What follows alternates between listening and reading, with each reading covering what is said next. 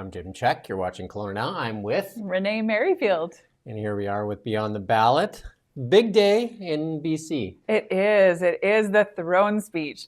And I have to tell you, having been there now, for 5 throne speeches, 1 when I was not elected and 4 while I was, it's an exciting day. I mean, they'll shut down the actual Legislative Assembly to all of the guests and visitors, and you have to have a ticket to go in, and the gallery is full. It's got a lot of energy. There's a lot of pomp and ceremony that goes into it, and the speaker is chosen, and it's a big day in BC politics. What can we expect today?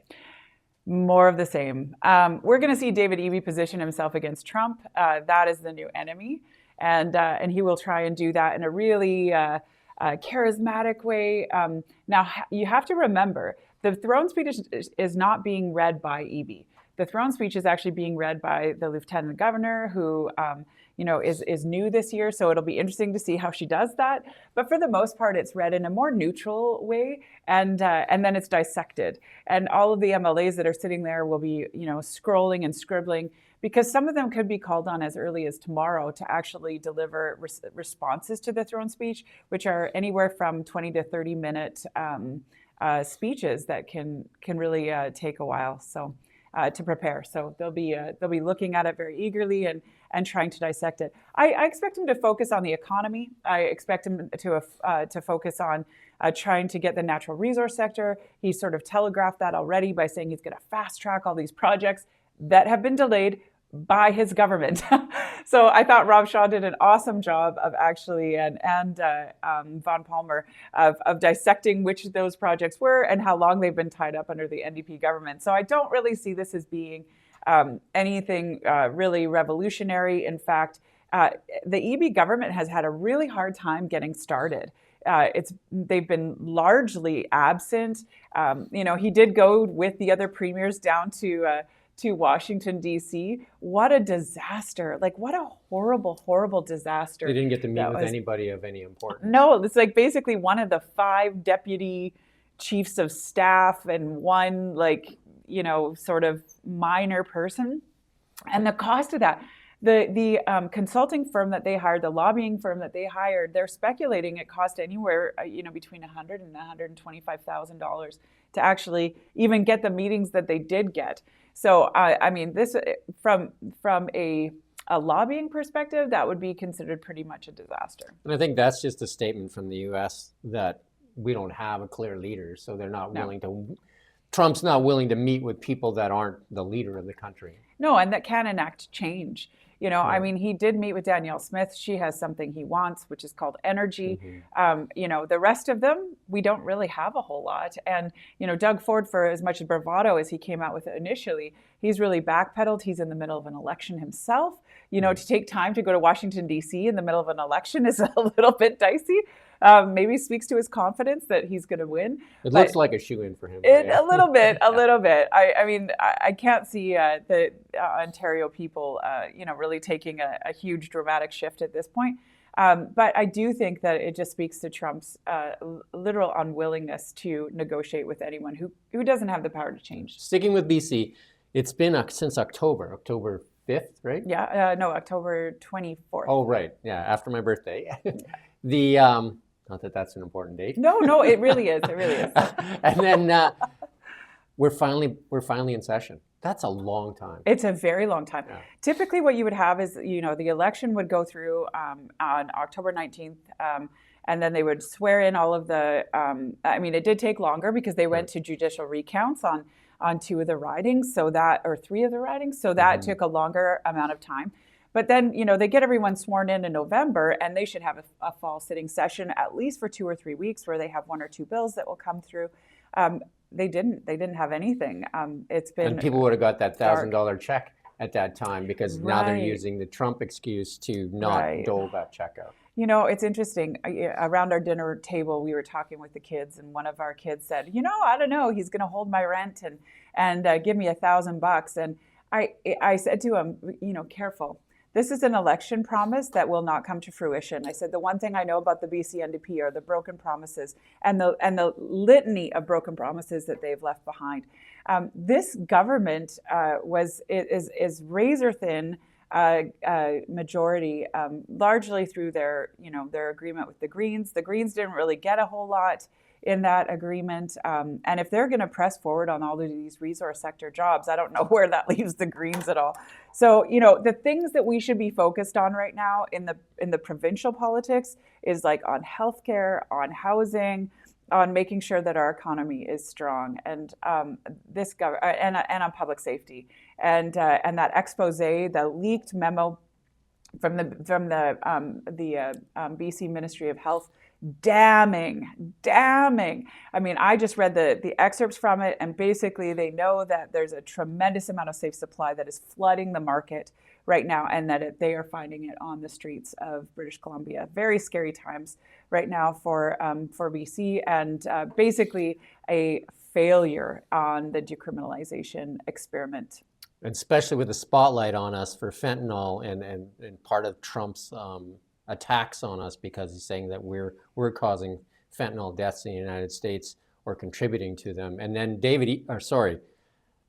Mark Carney was here in Kelowna and said that the Americans are having a fentanyl crisis. It's a concern here in Canada, and he got attacked for that as well. Oh, anyone who is in the space right now, I mean, the X-verse lit up and basically just went at him. Everyone from psychiatrists who work in the space to those for the nonprofits, et cetera. It was like playing down that crisis here. It seemed like the wrong, especially in British Columbia, playing down that crisis here in Kelowna seemed to not sit well with very many people. And speaks to his arrogance about not seeing the issues clearly. Mm-hmm. The interview that Brian Lilly did with Steve Bannon, I know it's 23 minutes. It's been viewed hundreds of thousands of times. That must be one of Brian's most popular videos. It is. He actually said that when he reposted it to make sure that those of us who hadn't seen it yet were careful to watch it. I've been really appreciative of Brian Lilly's voice. His voice is growing for sure. Absolutely. He's definitely emboldened over the course of this last few years. But one of the things that Steve Bannon said is that, Canadians are very naive. And he actually turns to the camera and looks at the camera and says, Canada, like, wake up to how much the Chinese government has infiltrated. Now, we've seen a lot of that lately with Sam Cooper's expose on how much they're affecting our politics. We know that they're affecting the fentanyl crisis, and we know that that we're basically a sieve. We need to figure out why. And Steve Bannon goes so far as to say it's a sovereignty crisis right now. And as much as the U.S. is trying to about face with this sovereignty crisis, Canada has to do way more, and we are way more naive as to how much China has already infiltrated. And if you look at the differences, what's going on with Mexico right now, the Mexican government just invited the American military in there to train their people on going after the cartels. And we're still working around with, I think, rental helicopters and stuff like that. Like, the American military is a machine that many of the people in the world are scared of. And to get them on the ground training, I think would probably put some fear in some of the Mexican cartels as well. Yeah, as long as it was just training and not that policing, because the last thing we want to do is invite the American military. No, it was training. It was clearly training. Some people tried to jump the gun and say it was more, but what the Mexican president also did, and I was so proud of her. She's like, you need to get control of your guns. Yeah, and I don't know if that's going to... That was part of the deal. That was part of the deal. I don't know if that's going to happen. I mean, the Americans really like their guns, but it definitely was a strong pushback, because it's very difficult to get a gun in Mexico, but they flood over the border from the United States. But it would show how serious Canada is if we invited their military in to train our people to strengthen our borders. I think that would be a really strong show for us, because when those I can't remember those planes where they flip the blades up and they land. It looks pretty impressive when those guys land. The Blackhawks? No, they're not black. They're planes, right? But they're troop loaders or kind of thing, right? Yeah. So troop planes. Yeah. But Steve Bannon also makes the case for why Trump's doing it. Because Brian Lilley, I think 3 or 4 times says, so Trump's not just trolling the Canadian people. He's not just poking the bear or pushing a button or not just mocking our leader. And Steve Bannon over and over gets us, no, listen to what he's saying. It's part of a far greater plan, a far bigger plan. And as he was talking, he said, like, Greenland, Canada, Panama Canal. Why does he want those three aspects? And he talked about it from a military perspective and from a national security perspective. And he said, like, what Trump's trying to do in the Panama Canal is make sure that Russia and China can never meet in terms of their navies to attack in the Caribbean. He's trying to make sure that that China can't come from the north, that Russia can't come from the north. And he talked about how much China has already infiltrated on our northern border. Yeah. So when he's talking about Canada being the 51st state, he basically is saying there is a plan that will go into effect. And when Canada has a leader, and he even said, make sure it's not a left-wing leader who leads you off a cliff and into an abyss. Because he said the only one that Trump will negotiate with is one that actually is one that will deal with the military in an appropriate fashion. And we've neglected our military. There's no doubt about that. Horrifically so. And I did find it interesting that even before this interview was done, that Pierre Poilievre was all the way up in the north, really talking about how he was going to reinforce military operations up in the north. Harper started that way back then. He did. And then it just kind of.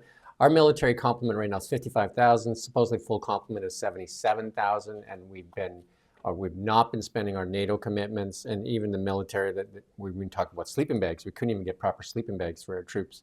It's not a good situation for our troops. Chrystia Freeland has now come out and said that she's going to, increase pay, because that's a big thing. Like you're asking these people not only to go put their lives on the line, but you're asking them to kill strangers. That's a big thing, right? But we're paying them $43,000 as a starting salary.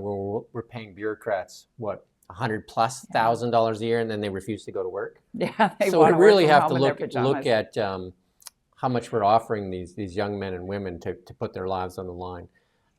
Sticking with BC though a bit, inflation in Canada up a bit, ticked up a bit, 1.9%, but in BC again higher.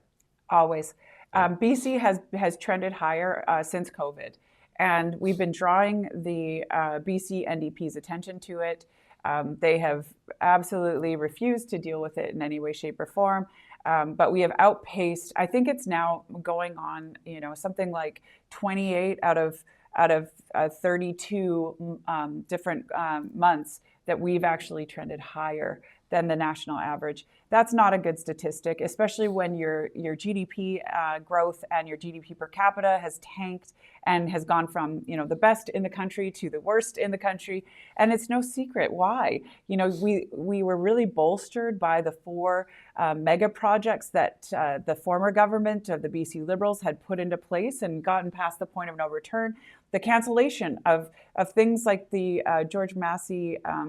Now it's a tunnel again. It was a bridge, but the cancellation of that bridge project and moving it to a tunnel, but now it's dead in the water. I was talking with a couple of engineering firms a couple weeks ago who've been involved on the George Massey tunnel, and they were laughing, going, "That sucker's never going to be built." The environmental disaster that it would create by sinking this big, huge concrete tube into the Fraser is just an absolute ridiculous waste of energy. Never mind the environmental aspects of damage that would be done to the surrounding areas that are necessary in order to get that George Massey tunnel underway. So whether or not they could ever get it through an environmental review, never mind an Indigenous review. Obviously, there's the Musqueam ban there that is set over our. There's no way that that's going through. So it'll be really interesting to see how everything takes shape. But the NDP has not moved forward with big projects to replace the 4 that are basically all but done now.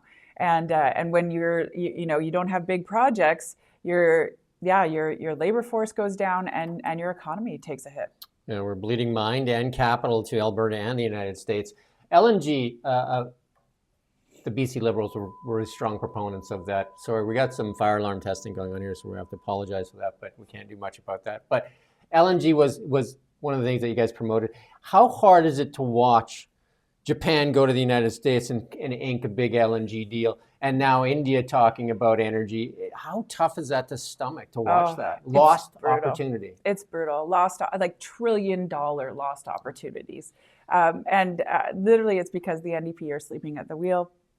It's largely because they have been in these coalition governments with the Greens as well. And the Greens are emphatic. You know, there will be no more LNG projects released at all. So are they going to get these ones through? No. But, if we were looking at emissions as a global issue that we should be, and I would argue that is a huge failure of how we actually measure emissions, we should be looking at what BC LNG could be offsetting on a global stage. National Bank replacing coal. Yep, National Bank did in February of 24 a huge report on what that would look like, and basically it's 3 times Canada's entire emissions that would be replaced on a yearly basis, or that would be lowered on a yearly basis if our LNG projects just got over into Europe and Asia. I know that the easy thing to do right now is pick Trump as the bad guy. But it was 10 years of these policies that put us at the state where we don't have options, like blocking the Northern Gateway pipeline, blocking the East-West pipeline. And like the LNG one is tough for me to watch, right? You look at when the Japanese were here 2 years ago begging, when the Germans were here begging for LNG from us. And we said there's no business case for LNG. It seems like there's still a business case for LNG. Yeah, it's pretty scary. And I like what you just said there, Jim. We really have to take a look in the mirror. Where we are today, and yes, Trump is an easy villain. He's an easy villain for our premiers. He's an easy villain for our leaders. But we have to look at what got us to this point. And what got us to this point are the policies. And, as we were talking about Chrystia Freeland coming and doing an about face, and even Carney saying, we're going to look at carbon tax. Mark my words, Carney is bringing in a price on carbon. I don't care what he calls it, how he calls it. Like that has been his mantra. Like carbon cross-border something. Yeah, like we're gonna put tariffs on anything that doesn't have carbon tax already, so that it equalizes to how expensive ours is. It's like this is the most ridiculous thing ever, right? Like it's. So for me, watch what they have done and look at where we are today, because that is a direct result of the policies that have been in place to this moment. You want to go see what music is going on out there, Rommel? I was going to start dancing. There you go. We got some background music going. So the tariffs are scary for BC. So I guess it'll be interesting to see what David Eby comes out with policies and projects. But I mean, I've heard some of the talk is like it's going to be green projects, but like our bread and butter is really the LNG right here, and oil and gas and stuff. Like that's the quick, easy money, I guess, to get out there. But yeah, our quick, easy money is our natural resource sector, and our quick, easy lowering of our housing prices would be on the lumber aspect, and really, making sure that made in BC lumber was available for our housing industry, and that was focused on. With the new step code, that's becoming very difficult to try and implement because of all of the steel that's necessary in a wood building, which I know sounds ironic. If you want to get into any sort of debate on that, we can definitely talk. But you have to increase the amount of steel the higher the building in order to utilize wood. So it's kind of a juxtaposition. But as the step code keeps getting and ratcheting up, it's getting more and more expensive to build. We need to look at cost measures to try and reduce that, and our own lumber resources would be one of those. Yeah, regulation and red tape and all these, all these costs really add so much. I remember even in Kelowna here, which is a small example, is like, when people were building carriage homes, and just to get a permit, I think it went up 10 times because the province said that the permitting in Kelowna is way too cheap. Yeah. It's like, what? Yeah. But permitting is probably your smallest. A really interesting policy that I think that should be enacted by every city. I'm going to do a shout out for, you had Doug Gilchrist on your your program last week, I'm going to do a shout out. This should be implemented across the board. City of Delta is proposed that they delay DCC payments. So not reduction, nothing like less going to the cities, but they're delaying that payment until occupancy permit rather than building permit. That is like on a building of like, any sort of tower, you're looking at 3-year build. Helping cash flow. Yeah, and that money is expensive money because it's going in at the very beginning, right? So delaying that money going in till the very end is actually a huge amount of interest cost that doesn't have to be transferred to the end user, and I think would end up reducing the amount. Doesn't add a lot of value to the building either, right? And the cities don't need it. The cities literally have their accounts are so loaded and so full of this money. If you look, I mean, City of Kelowna has almost $1 billion in their reserve funds.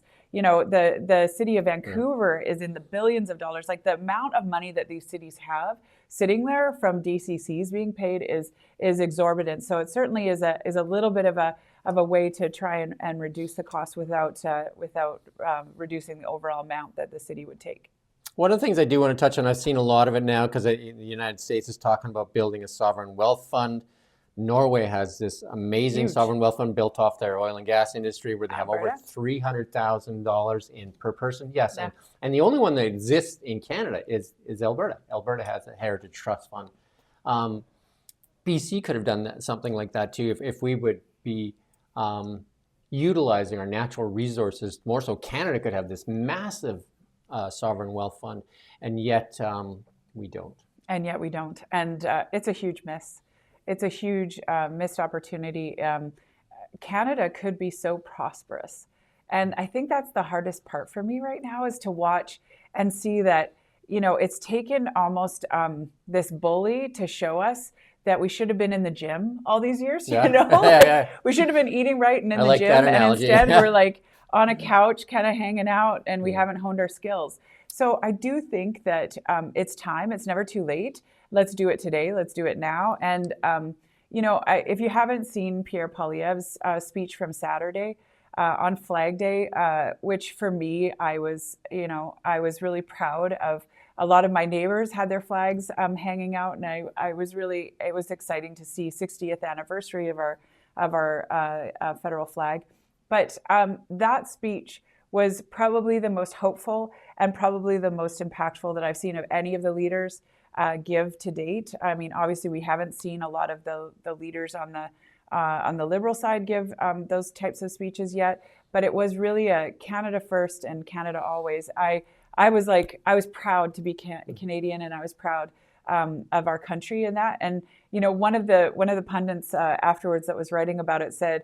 And they're actually a former liberal advisor. They were saying Pierre effectively wrapped himself in the flag, and it was almost done to perfection. So CBC was doing a recap. They were there and they were doing a recap of the thing too. And then they had to say though, which is really interesting, that Canada First is a stolen idea from Sir Wilfrid Laurier, a famous liberal. And I'd say, hey, great, then you can't knock it because awesome. It's a great idea that they co-opted or whatever, right? So it's not only a conservative idea, it's a liberal idea. There we go. I believe it's a Canadian idea. It's a Canadian idea. And it's about time we put Canada first, right? Because I mean, you're elected to put Canada first. That's why people elect you to put Canada first. But and Canada first, but not Canada only. Like the aspect of we're going to need other countries. We're going to need trade with other countries. We're going to need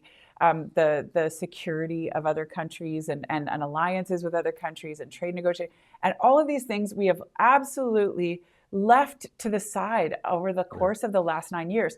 Never have we before, except under Harper, signed more trade agreements. I think there were 124 different trade agreements that were signed under Harper's very short tenure on, basically two minority governments.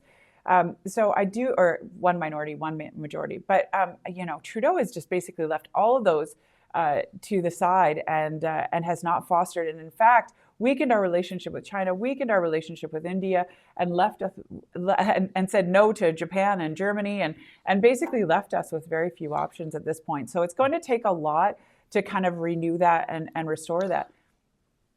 Yeah, I would caution people when they're watching these attacks on the United States right now, even the booing of the national anthem Yeah. is dangerous. Like if the liberals are playing it up though, Melanie Joly out there really pushing hard against, like the Americans right now. And I don't think that's a great place for us to be, because if we look at the analogy, family first, you look after your family first, but you also want to look after your neighbors, right? Because if the neighborhood falls apart, then it obviously hurts the family as well. And I think that's one of our things, is that we still rest comfortably underneath the protection of the United States umbrella. I mean, because our military is nowhere able to protect Canada right now. We rest underneath that umbrella. So we should have respect for that at least. Yeah, and I think, I think it's easy for Canadians to think to themselves, well, there's no real war here, right? Like, yeah, there's a war between Russia and Ukraine, and there's a, there's wars going on outside of us, but there's no real war here. I think Steve Bannon, and this is something he did really powerfully in the interview with Brian Lilley, is that he talked about China doesn't wage wars, with hand-to-hand combat. It's economic war. Yeah. They'll do economic war. They'll do infrastructure war. They will do, infiltration war, and that is their strength. That is their superpower.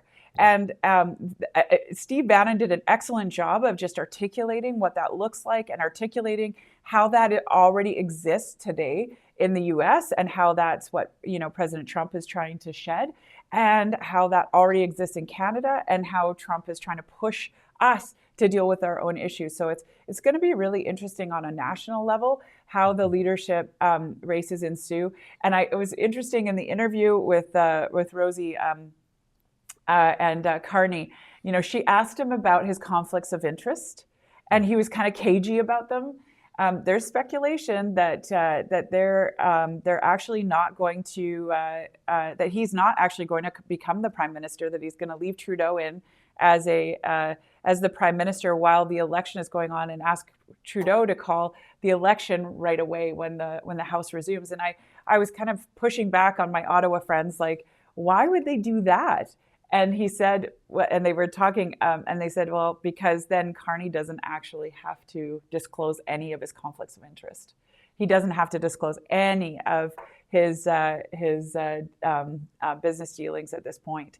So that's a little scary to me, that we could have someone running for the role of prime minister that we don't actually have full disclosure on. In Canada, we've always done a better job of that. I know that I had to disclose every amount of income that I received from anywhere. So it's a little scary to me to see that would not have to be done by I someone recommend running everybody for go prime and minister. watch that CBC interview with Rosie Barton and Mark Carney. Yeah, he got a little cagey at that point. Yeah. And then also watch, he made some accusations against Pierre Poilievre that turned out to be false. Yeah. And watch that too. Pierre had a response to it. And then go and watch that speech, like Renee said, on what Pierre Poilievre made on Canada on Flag Day. And it's an important thing. I mean, I believe that, patriotism has kind of been waning in Canada, and Trudeau even said that himself. And part of that is because he views Canada as a post-nationalist state, and we didn't really work on patriotism. Like, we had events canceled on Canada Day. Remember, there were so many places saying they didn't want to do Canada Day because it was, for whatever reasons. And all of a sudden now, when the Liberals need it, they're wrapping themselves in the flag. Yeah, if we pull this all the way back to the provincial, even BC, really was pushing against any sort of patriotism, any sort of Canada aspects, and then all of a sudden it was all over social media for the BC NDP celebrating the Flag Day, and it was like, wait, you guys are trying to get rid of all this stuff. Like, you guys are actually trying to take this out of our language, and now you're trying to put it back in. If I pull us back to the provincial politics, the one thing that I'm going to be watching pretty carefully that I read yesterday in Rob Shaw's article in the National Post was that he actually said that there's going to be very few bills that are brought in during this first session that in BC. That's a little concerning to me. That light legislative agenda is a little bit strange, I guess. And I'm concerned that means that, or signals that there's not going to be much going on with the BC NDP. The only reason I could think of that is that they're afraid to lose a vote, and they have such a razor-thin majority, and some of their people are out right now, that I think they might be actually concerned that they could lose a vote in the House. Well, we'll leave it there, I think, unless you have something else you want to No, talk it's about. great. I think that was great. And then I guess next week we'll talk about the throne Next speech week. and what's going to happen from there. We actually have a sitting government, so it'll probably be a lot more focus on what's happening here in British Columbia. Yes, and then we'll have a budget soon after. So very exciting times. And then maybe we'll have some more news on what's going on with our federal thing, because a lot of people are speaking that Carney wants the election to go right away. And Jagmeet has sent a memo out to his people. Jagmeet Singh of the NDP has sent a memo out to his people. Get ready. Get ready, and then they got to find some candidates as well. Yeah, I don't think the NDP are going to fare very well in this federal election. Yeah, there's even danger of Jagmeet Singh losing his seat. I think Canadians might be upset with what's been going on. I think so too. All right, we do thank you for watching Kelowna Now.